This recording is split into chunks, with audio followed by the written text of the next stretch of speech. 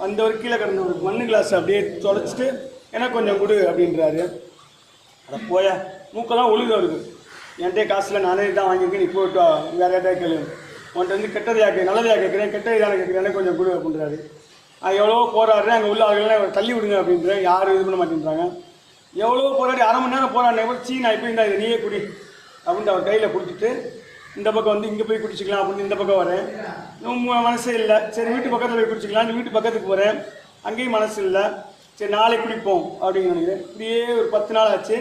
என் வீட்டுக்காரமாக சந்தோஷப்படுறாங்க. என்னங்க இப்போ ராத்திரி வீட்டுக்கு வந்தால் வீட்டிலேருந்து ஒரு வாசம் வரல வாயிலேருந்து, என்ன ஏது அப்படின்னு. எனக்கு லேசாக போயிடுச்சு, என்னன்னே தெரியல, எப்படியோ மறந்துட்டேன் போல். அப்படி மறக்கலாம் மாட்டேன், குடிப்பேன் கண்டிப்பாக அப்படின்னு. இப்படியே 3 மாதம் போச்சு. எங்கள் அம்மாட்ட ஃபோன் பண்ணி சொல்லியிருக்காங்க போல் இவங்க ஏற்கனவே இந்த மாதிரி ஆச்சுன்னுட்டு. இவங்க எல்லாம் ஊருக்கு போயிட்டாங்க, எங்கள் மதுரைக்கு வந்துட்டாங்க எல்லாம். எங்கள் அம்மா அக்கா திருமணத்தில் இருக்காங்க, மதுரைக்கு எல்லாம் வந்துட்டாங்க.